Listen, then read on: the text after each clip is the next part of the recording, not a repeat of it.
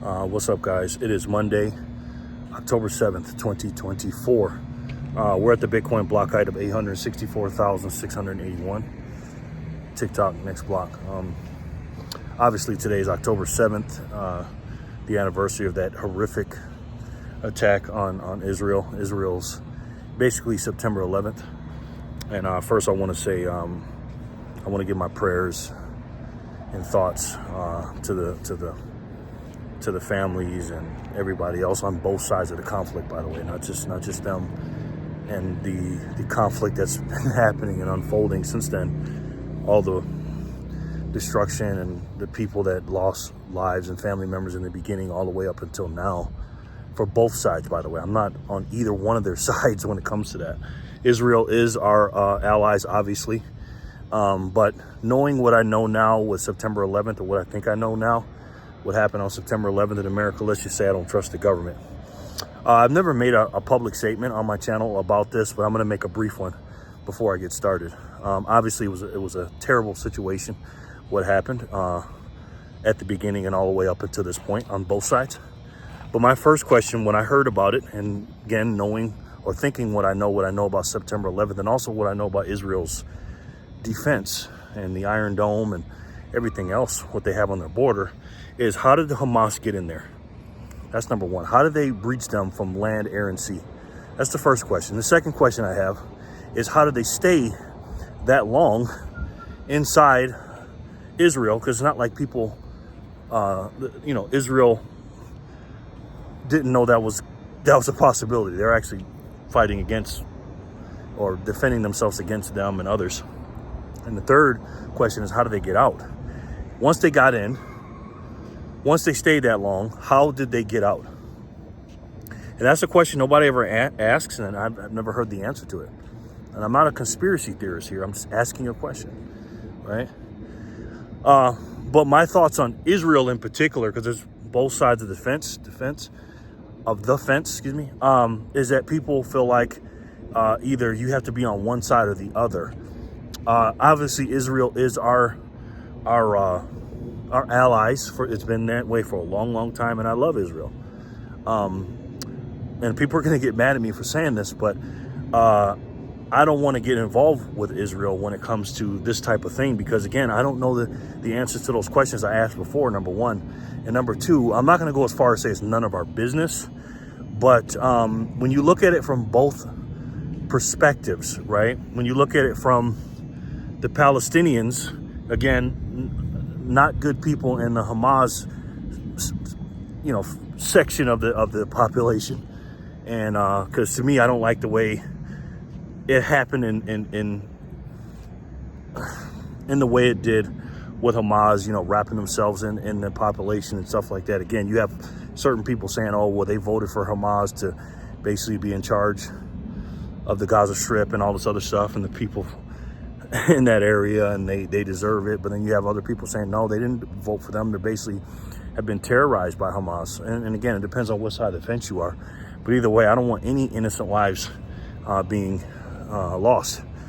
I believe Israel should have the right to defend themselves. Absolutely. I actually do. And if you talk to the guy in charge of Israel, I don't want to say his name, he's been saying for a long time that he wants to get away from aid from the United States of America. And also from the Palestinian standpoint, again, a lot of people are dying over there and stuff like that. And I just don't like it, because these people did not ask for any of this. Nobody did on either side. So again, my thoughts is I want it to end right now. I am completely 100% against any kind of conflict or war, period, end of story, across all boards. Okay, unless it's just it's just completely unnecessary. But again, I do believe that saying that, I do believe Israel should have the right to defend itself. I just don't want to. I don't want to fund it. I just don't. And I know a lot of people, my Christians and Israelites and whatever, are going to get mad at me for saying that, but that's where I stand on it. But when it comes to that, I'm looking at it, again, it's all about perspective. And the perspective I'm looking at it from is an American perspective, right? Now, first, it's always God, family, country. But when you look at it from a God standpoint, obviously they're all our brothers and sisters across the world. But my family is more important than someone else's family. It just is what it is. The closer someone is to me, the more important they are to me. And I think that goes the same for you too, right? But when it comes to this country, I'm an American through and through.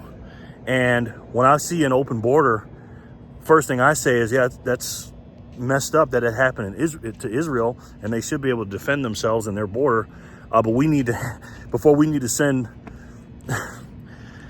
supplies and money and all that stuff over there, I think we need to handle our border first. We need to handle our homeless. We need to handle our monetary system that's broken. We need to handle the crime in this country. And we need to handle, more in particular right now, people that are suffering from the hurricane. And now we have another hurricane in Milton that Secretary Mayorkas already said a few days ago that they don't have enough money. FEMA doesn't have enough money to help them.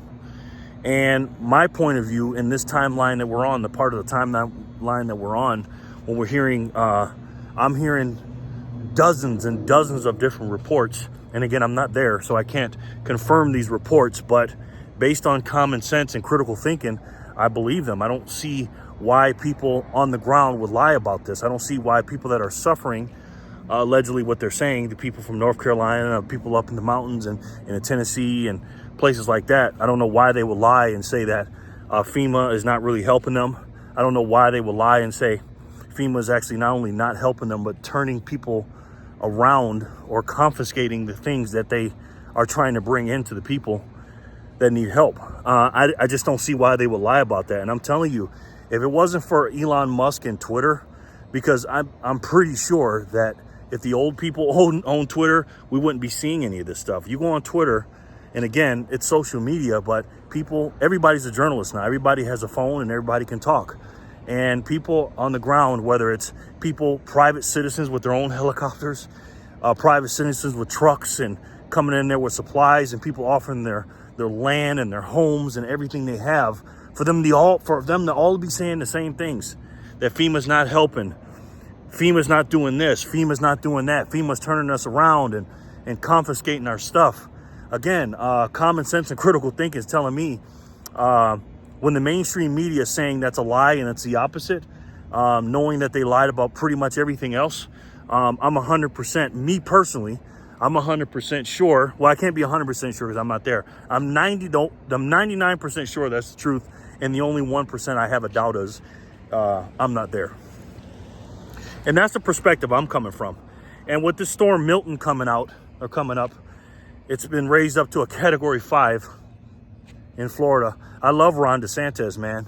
I love him, but it's gonna be a lot for these people and our Americans to have back-to-back hurricanes like this. And again, Helene was statistically speaking, and all the numbers, whether it's how big it was, how strong it was, how wide it was and stuff like that, it was stronger than Katrina.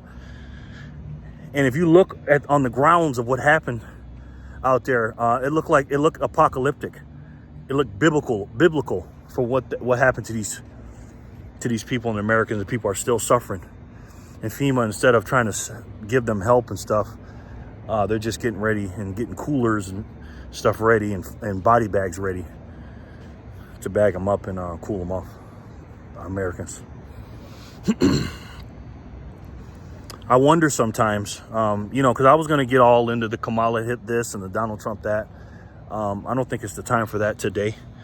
A lot of people tend to, make everything political and stuff like that. And I promise you, I'm not doing that. But at the same time, our federal government, that's supposed to help us, man. People that pay tax dollars, pay their taxes, and they're getting debased by the money printer and the overspending and the borrowing and stuff like that. And then when it's their time to cash in and need help, because basically the federal government is almost like an insurance policy. You pay into insurance just in case shit happens. That's what I call insurance. And the federal government and the taxes, part of that taxes is the same. It's not all for emergencies, of course not. We have to pay for roads and teachers and everything else, and police and stuff. But part of that is for an emergency. And for Secretary Mayorkas, who should be in prison, and these other people saying that not only we're only going to give you $750. They, you know, a lot of Democrats are saying, oh, that's just the beginning. They're going to give more later. They're not giving the supplies and the help. A lot of people don't need money. Okay, this is why I tell people when you're getting ready for SHTF, yeah, it's good to have cash, and most people want to have gold and silver and stuff like that. But the most important thing to have is your supplies and the things that you need. That money can buy now, but cannot buy later. When your piece of paper is not worth a gallon of water when someone's thirsty and needs it. And that's what FEMA and the federal government, I believe, should be doing right now. Instead of, saying that we're going to give you $750 and all that. Even if you believe they're really helping and stuff. So that's my standpoint, guys. Again, it's October 7th. It's 1 year after the horrific tragedy that happened, but we have some tragedies here in the United States of America. As much as I love the Israelites and the people there, they're not more important for me than my brothers and sisters here in the United States of America. Let me know what you guys think in the comment section below. And again, guys, from here on out, we got about, depends on when you're watching this, we got about 4 weeks in a day, 4 weeks into the election, until the most important election in my lifetime. Important election in a long time. We are on two different sides now. In my opinion, from where I'm seeing it, it's good versus evil. Period. There's no in between for me. And what you've seen done in the last 3+ years, almost 3 3/4 of a year, has been nothing short of horrendous and evil and demonic. And that's just the way I see it, coming from my perspective. Everybody has a perspective, and that's just me. Was Donald Trump perfect? No, he wasn't. But the team that he's building around him, whether it's a Republican that used to be a neocon, or a Democrat that used to be a far leftist, or a moderate, or anybody, libertarians, or anywhere in between, one thing they have in common that the other side don't, and they fear God and they love this country. And that's the side that I'm on. I don't know about you, but that's where I'm at. And please, guys, donate to Donald Trump if you can. I donate to him every single day. Since, till the election, I do DoorDash. DoorDash twice a day sometimes. Not as much as my grandson's here. Whatever is my highest ride I do, or delivery I do, I send that right over to Donald Trump. And every day when I do that. And we need to keep donating to him. And for him and Elon Musk to be teaming up together, because I was never with the blue check thing on Twitter, but I realized that because I didn't want to pay for it. But now I'm just like, you know what? I'm going to support Elon Musk. And I gave him this $7 for 12 months. I gave him $84, not for the blue check. No, for the black hat he wore and the things that he's doing for this country and giving us freedom of speech. He said he's dark MAGA, so am I. You know what I mean? I know it's a meme and everything else, but I'm all for this country, man. And I'm definitely afraid right now, and I would do anything to keep it to where it's our founding fathers will not be rolling over their graves like they're doing now. So please, guys, get registered after you donate to Donald Trump. Make sure you inform yourself and tell everyone that you know that the mainstream media is lying to them. Make sure, if you can, help to donate to the people during this crazy time. They need your help, man. And read your Bible, read the Declaration of Independence, and read the Constitution, and ask yourself after you get done reading it, is this regime that we're in now, these totalitarians, once you read the Declaration of Independence first, look up and say, does King George III remind you of anybody? Just saying. And after you do all those things, say a prayer, take action, and make sure you get everybody you can to go out here and vote for Donald Trump. Get as many people as you can to do that, guys.